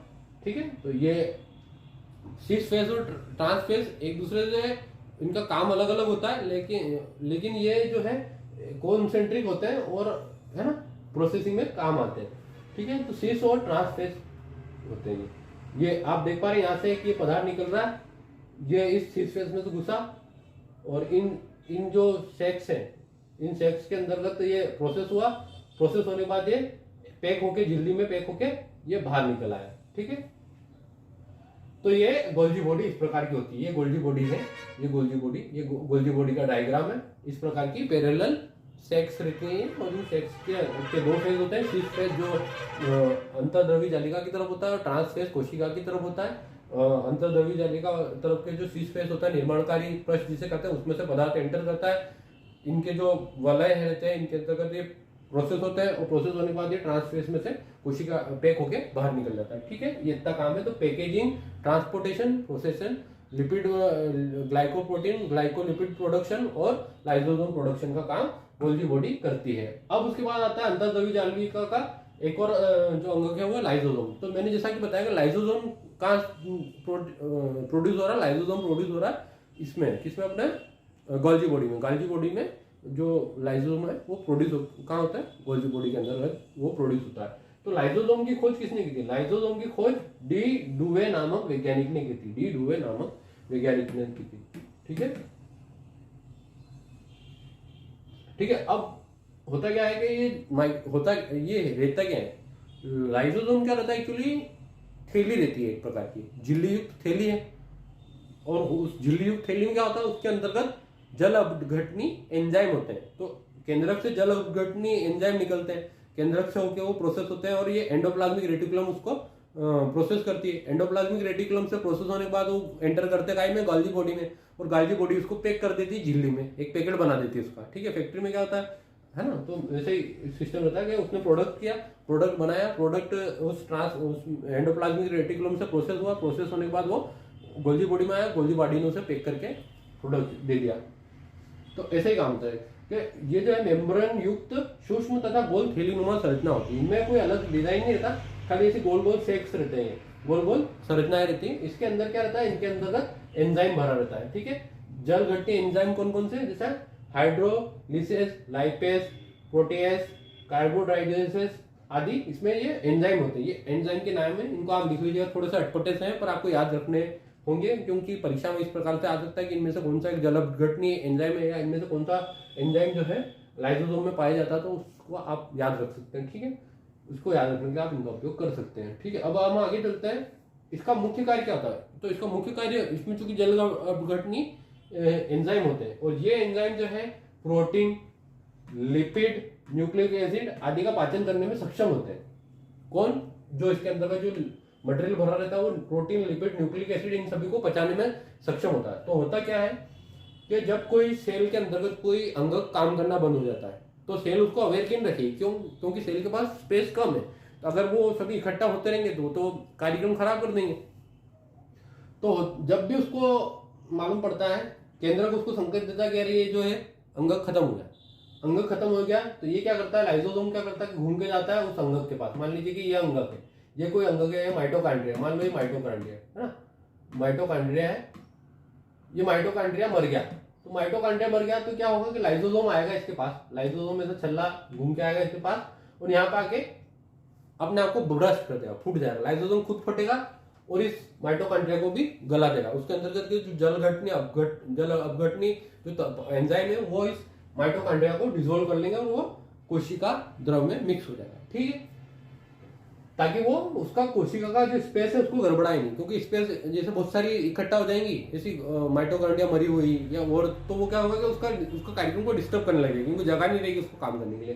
तो इसलिए ये प्रकृति ने ऐसी व्यवस्था करी कि उसके अंदर में लाइसोसोम का एक ऑर्गन फिट कर दिया, ऑर्गेनल जो अपने आप में सुसाइड बॉम्ब का काम करता है। ये कोशिका की, इसको कोशिका की सुसाइड बैग या कोशिका की सुसाइड बैग और कोशिका भी कहा जाता है। क्यों कहा जाता है, क्योंकि ये खुद तो मरता ही है, साथ में सामने वाले को मार डालता है। अगर कोई कोशिका खराब हो जाती थी ये फूट के उस कोशिका को भी खत्म कर देते हैं, ठीक है ना। तो कोशिका के ये एक प्रकार से कोशिका की सफाई करने का भी काम करते हैं। इसे कोशिका के सफाई कर्मी भी कहा जा सकता है और कोशिका की आत्मघाती थैली भी कहा जाता है, ठीक है ना। तो अब समझ में आ गया, लाइसोसोम का काम इतना ही। इसमें जल अपघटनी एंजाइम होते हैं, जो कोई अंग खराब होता है उसके पास जाके फूट जाते हैं, खुद भी मरते हैं, उसको भी निपटा देते हैं और वो डिजोल्व हो जाता है तो जो स्पेस है वो बचा रहता है, ठीक है। ये इसका लाइसोसोम का था काम। अब हम आगे चलते हैं। लाइसोसोम के अलावा एंडोमेम्ब्रेन सिस्टम का जो लास्ट अंग है वो कौन सा है, रसधानी है। रसधानी यानी कि इसे इंग्लिश में वैक्यूल्स कहते हैं। वैक्यूल्स क्या होते हैं, वैक्यूल्स कोशिका से मतलब झिल्ली से घिरी हुई एक निर्जीव संरचना होती है। कोशिका के अंतर्गत झिल्ली से घिरी हुई एक निर्जीव संरचना होती है, कौन सी, रसधानी। और ये जो इसकी जो झिल्ली रहती है ये एक सिंगल मेम्ब्रेन रहती है, ठीक है। सिंगल मेम्ब्रेन रहती है, ये निर्जीव रहती है, अपने आप में इसका कोई घूमने फिरने का काम नहीं रहता, ये एक जगह पड़ी रहती है। होता क्या है कि ये जो इसमें ये जो झिल्ली है ये केवल एक परत से बनी होती है, इसलिए इसको एकल झिल्ली होती है। इसकी जो झिल्ली किस प्रकार की होती है, एकल यानी कि सिंगल होती है। और एकल झिल्ली को क्या कहा जाता है, टोनोप्लास्ट कहा जाता है। इसको याद रखने की बात है कि जो उसकी रसधानी की जो वो रहती है उसको क्या कहते हैं, झिल्ली को टोनोप्लास्ट कहते हैं, ठीक है। Tonoplast, this is tonoplast. इसकी झिल्ली को टोनोप्लास्ट कहते हैं। सिंगुलर जो मेम्ब्रेन रहती है उसे टोनोप्लास्ट कहते हैं, किसकी, वैक्यूल्स की। अब हम आगे चलते हैं। इसमें पानी, रस, उत्सर्जित पदार्थ तथा अन्य उत्पाद जो कोशिका के लिए उपयोगी नहीं है। क्या होता है, कोशिका के लिए जो चीज उपयोगी नहीं होती वो उसको अपने अंदर समाहित कर लेता है, ठीक है। समझ में आ रहा है ना। पानी ज्यादा एक्सेस पानी हो जाती है क्या, कोशिका के सिस्टम को बनाए रखने के लिए उसको अंदर अपने अंदर खींच लेती है। रस जो भी एक्सेस हो गया वो उसको अंदर ले लेती है, ज्यादा का आवश्यकता नहीं है। तो बोले कि तेरे पास ज्यादा है क्या, तो मेरे को दे दे, संभाल के रख ले, तू खो जाएगा। जैसे मम्मी क्या कहती, जब हम छोटे थे तो हमारे पास पैसे आ जाते, कोई आपका परिवारजन आता था तो वो पैसे दे के जाते थे, मम्मी क्या कहती थी, ला तू घुमा देगा, मेरे को दे दे। मम्मी संभाल के रख लेती थी, फिर उसकी क्या हो जाती, सब्जी खरीद ली जाती थी, ठीक है। तो ऐसा आपके साथ भी हुआ होगा। तो ये एक अच्छा उदाहरण था इसके लिए, समझाने के लिए आपको कि ये क्या करता है कि जो उसके एक्सेस हो जाते हैं तो उसको वो पकड़ के रख लेता है ना। उसके अलावा ये क्या घनत्व नियंत्रण का भी काम करती है। कैसे, जैसे क्या होता है कि सूक्ष्म जीव जो रहते हैं, सूक्ष्म जीव जो रहते हैं मोस्टली पानी में रहते हैं, जो बैक्टीरिया वगैरह रहते हैं मोस्टली एक्वेटिक नेचर के होते हैं। तो जो बैक्टीरिया रहते हैं उनको क्या है कि उनकी गति के लिए सहायता करते हैं। आपने देखा होगा कि जो कम घनत्व की चीजें वो पानी पे तैरती है और जो ज्यादा घनत्व की चीजें डूब जाती है। तो ये जो सूक्ष्म जीव के अंतर्गत जो वैक्यूल रहती है वो अपना आकार छोटा बड़ा कर लेती है। जब आकार बड़ा हो जाएगा, आकार बढ़ जाएगा तो उसके अंदर एयर आ जाएगी, एयर आ जाएगी तो उसका घनत्व क्या हो जाएगा, कम हो जाएगा, है ना। घनत्व कम हो जाएगा यानी कि volume mass to the volume, है ना। Mass upon volume is called density.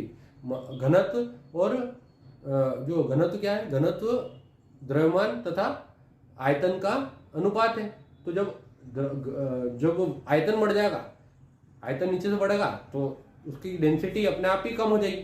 तो जैसे ये फैलेगी तो उसका आयतन बढ़ जाएगा, आयतन जैसे बढ़ेगा तो उसका घनत्व कम हो जाएगा, और घनत्व कम हो जाएगा तो वो सूक्ष्म जीव तैरने लग जाएगा। जैसे अगर ये सिकुड़ेगी, है ना, ये सिकुड़ेगी तो उसका आयतन घट जाएगा, आयतन घटेगा तो वो भारी हो जाएगी, भारी हो जाएगी तो नीचे बढ़ जाएगी। तो ये उसको सूक्ष्म जीवों में पाई जाने वाली गैस वैक्यूल उन्हें पानी में तैरने में भी सहायता करती है। किस प्रकार, वो अपना एरिया बड़ा छोटा कर लेती है।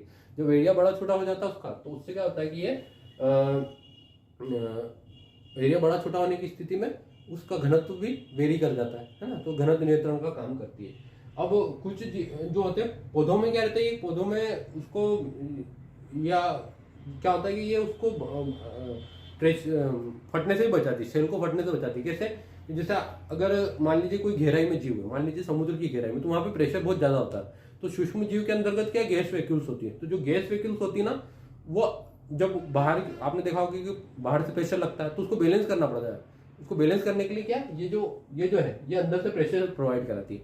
जब अंदर से प्रेशर प्रोवाइड कराएगी तो वो बैलेंस हो जाएगा, बैलेंस हो जाएगा तो वो फटेगी नहीं तो वो पिचक जाएगी, ठीक है ना। जैसे ये है, अब ऊपर से अगर इस पर दबाव लगेगा तो ये नीचे दबने लग जाएगा, लेकिन ऊपर से दबाव लगने के बाद अगर मैं नीचे से इसको सपोर्ट दे दूंगा तो ये दबेगी नहीं, है ना। वैसे ही काम इसमें होता है कि बाहर से जो प्रेशर लगता है सूक्ष्म जीवों पे, ये उसको अंदर से बैलेंस कर देती है और उसको पिचकने नहीं देती, ठीक है। तो और कुछ जीवों में ये भोजन संचयन का भी काम करती है। जो पानी, रस, सर्दी पदार्थ तो अपने अंदर होल्ड करती है, इसके अलावा ये क्या करती है, कुछ जीवों में ये, आद्य सूक्ष्म जीवों में ये भोजन संचयन का भी काम करती है।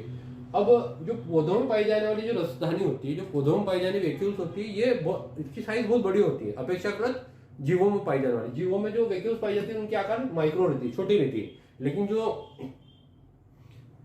पौधों में या पादप की जो सेल्स होती है, जो प्लांट सेल रहती है, उनमें वैक्यूल्स की साइज अपेक्षाकृत बहुत बड़ी होती है और वो करीबन उसका 90% एरिया घेर लेती है। जैसे लगभग 90% स्थान जो है जो पादप कोशिका उसमें वैक्यूल ही घेर लेती है, ठीक है।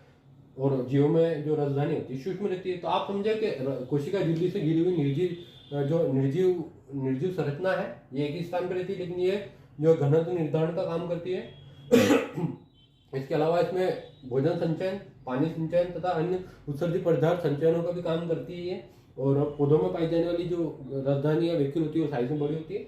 कोशिका में पाई जाने वाली रसधानी सूक्ष्म होती है, ठीक है। जो इसकी रसधानी की जो झिल्ली रहती है उसको क्या कहा जाता है, टोनोप्लास्ट कहा जाता है। तो इसके अलावा इसका कुछ ज्यादा काम नहीं है, ठीक है। अब हम आगे चलते हैं, आपको संरचना बता देता हूँ, देखने में थोड़ा सहूलियत होगी। ये जो हरे रंग की ये पौधों की सेल है और ये जो है ये एनिमल सेल है। ये जो नीला वाला ये जो हिस्सा जिसको मैंने मार्क किया ये इसकी वैक्यूल है। तो आप देख पा रहे हैं कि ये वैक्यूल है। और जो पौधों की जो जीव की जो सेल है, जंतु सेल में ये इतना सा छोटा सा। अब आप देख पा रहे हैं, आप अपेक्षा कर देख पा रहे हैं कि इसकी जो सेल की साइज थी उसमें से बहुत बड़ा हिस्सा ये वैक्यूल ने घेर लिया। और जो पौधे जो जीव की साइज है, जीव की सेल तो बहुत बड़ी है लेकिन उसमें से बहुत छोटा सा हिस्सा इस वैक्यूल ने घेरा। तो आप समझ गए कि पौधों की सेल्स में ये बहुत बड़ा स्थान घेरती है और ये वैक्यूल्स जो है जीवों में ये छोटा स्थान घेरती है, ठीक है। तो ये हमारी लेक्चर का आज का अंत, इस लेक्चर का अंत है। और इस वाले लेक्चर में हमारा जो है यूकैरियोटिक सेल के अंतर्गत एंडोमेम्ब्रेन सिस्टम कंप्लीट हुआ है, एंडोमेम्ब्रेन सिस्टम। और अब यूकैरियोटिक सेल के अंतर्गत जो बचे हुए अंग के जो बचे हुए ऑर्गेनल्स हैं वो हम इसके नेक्स्ट वीडियो में कवर करेंगे, और उसके साथ ही हमारा सेल वाला टॉपिक कंप्लीट हो जाएगा। तो मेरा आपसे ये आग्रह है कि आप कृपा करके जो हमने इससे पहले वाला जो लेक्चर है, जो हमारा पहला वाला वीडियो है, उसे और इस लेक्चर को कम से कम 2 बार जरूर देखें। 2 बार देखने से आपको जो टॉपिक है वो पूरा गहराई से समझ में आ जाएगा, ठीक है। और इसके अलावा यदि आपका इस सेल से संबंधित, सेल टॉपिक से संबंधित कोई जो है संशय या शंका या कोई डाउट है, तो आप हमारे जो वीडियो है उसके कमेंट सेक्शन में हमें भेज सकते हैं। और शुभकामनाएं मेरी आप सभी के साथ कि आप परीक्षा में अच्छा करें, सिलेक्शन वाले क्लियर होंगे फंडे तो गड़ेंगे झंडे। आपका धन्यवाद।